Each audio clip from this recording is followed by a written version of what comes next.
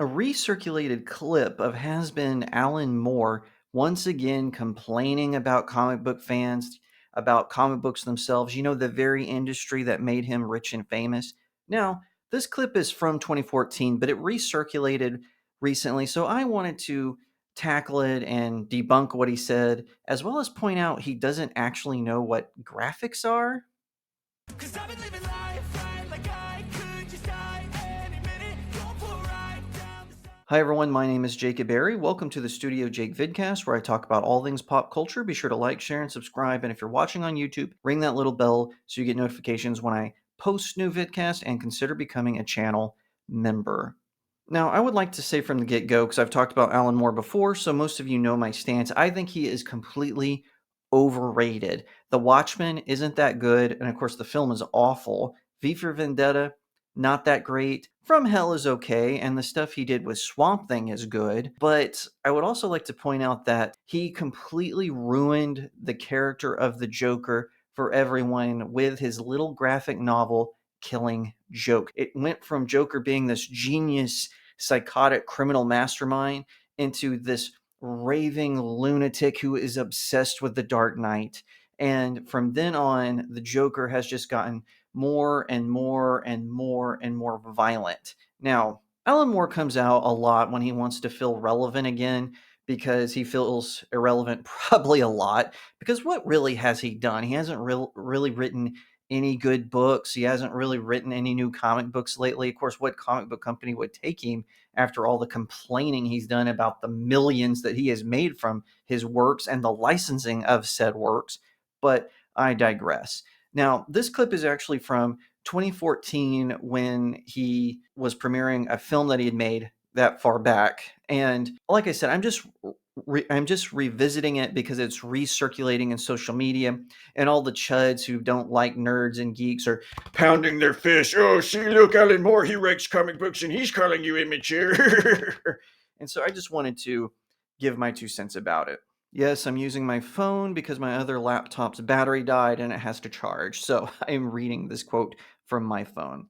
So this is what Alan Moore says, and I did watch the quote. I would play it here, but because I'm a small YouTuber and Rumbler, more than likely YouTube would hit me with a copyright strike and I'd have to re-upload the episode anyway, so I'm just going to go straight to the source and read the quote. By Jove, what the comic boom of the 80s did was grant a license to a lot of people not to have to actually grow up. By calling them graphic novels, which was a term that I hated because they're not particularly graphic and they're certainly not novels. Usually they're 12 issues of She-Hulk stapled together. That is not a novel. What I think was that a lot of people who were just interested in the adventures of Green Lantern, even though they were 35 or 40, having Watchmen, gave them a way of saying, oh, I'm not emotionally, and he used the R word. This is not a graphic novel for adults. No, it's not. I would feel happier if graphic novel meant something more than it does at the moment, which is big, expensive comic. And that's pretty much all it means. Once again, I would like to point out, ableism aside, that Alan Moore has made millions off of this industry, and he is just grumpy because DC Comics moved on with the Watchmen without him. He wasn't involved with the Doomsday Clock. He wasn't involved with Before Watchmen, and rightly so, because this man won't shut up about how much he hates comic books, how much he hates the industry and the fans, which gave him all those paychecks so he could worship that little snake deity from the Greek ancient times, which now historians believe was a cult. But I digress. Alan Moore, do you know why they're called graphic novels? It's because they're collected editions of a comic book. And yes, I will see that a comic book certainly isn't a novel, but in collected form like this, yes, it is. And you know what, Mr. Moore? It's not called a graphic novel because it has graphic imagery in it, like your, pathetic Watchmen, where, you had some guy walking around naked all the time. It's called that because it has, wait for it, graphics drawn. Did you know that another name for image and illustration is graphic? I guess you didn't know that. In all those upper crust British schools, they didn't teach you that.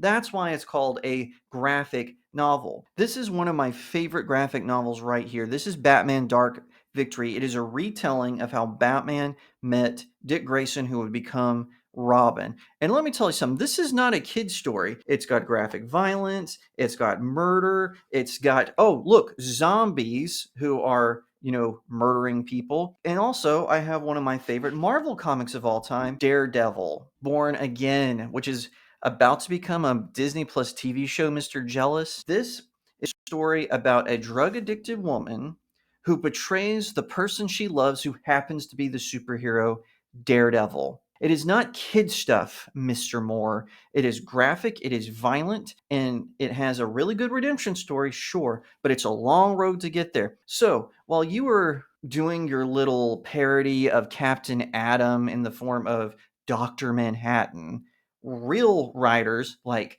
Frank Miller were busy giving us really good stuff. While you were trying to morph the Joker into, I guess, just an evil version of you, real writers have put stuff together. Now, that's not to say stuff that's meant for a more mature audience doesn't make its way into graphic novel forms. Certainly, I have several that are meant more for, lightheartedness, and some are meant to be heartwarming.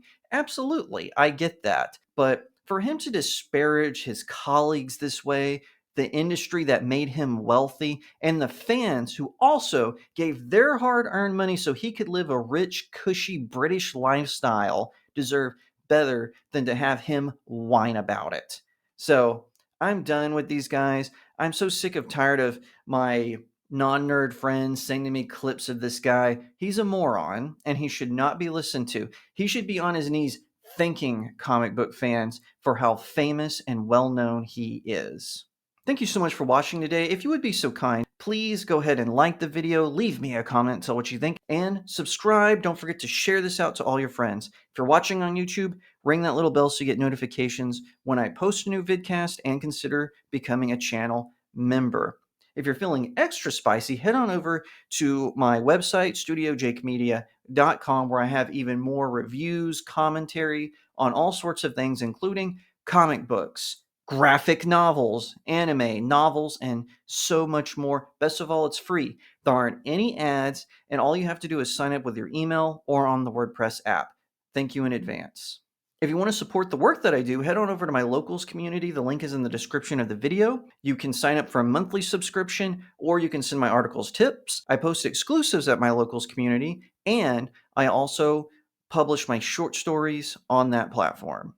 Speaking of stories, you can also check out my 4 books, and I guarantee you, I won't come back one day and say, hey, the people who bought my books were childish. I can guarantee that. I am thankful for you. Thank you for checking out my supernatural thriller, Cacophony, about a group of demons sent to destroy a small Texas town and the angels sent to defend it. I also have my Sword and Sorcery series, The Seven Royals. Book 1 is All Good Things. Book 2 is Breaking the Stars, and Book 3 is on its way. I'll have an announcement about it very soon. It follows a group of your favorite fairy tale characters who have to come together and defend their land against a dark army. You're not going to want to miss it. Last but certainly not least, this is my fantasy romance novella, Blessed Child. It is life-affirming. It is about courage under fire when an elf princess, she gets pregnant and discovers that her child is a human, and this sends her elven kingdom into chaos. Her father, the king of the elves, hires a disgraced knight who's on the path of redemption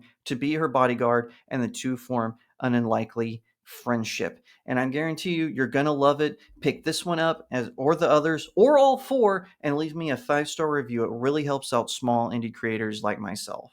Once again, thank you so much for watching, and I'll see you next time right here on Studio Jake.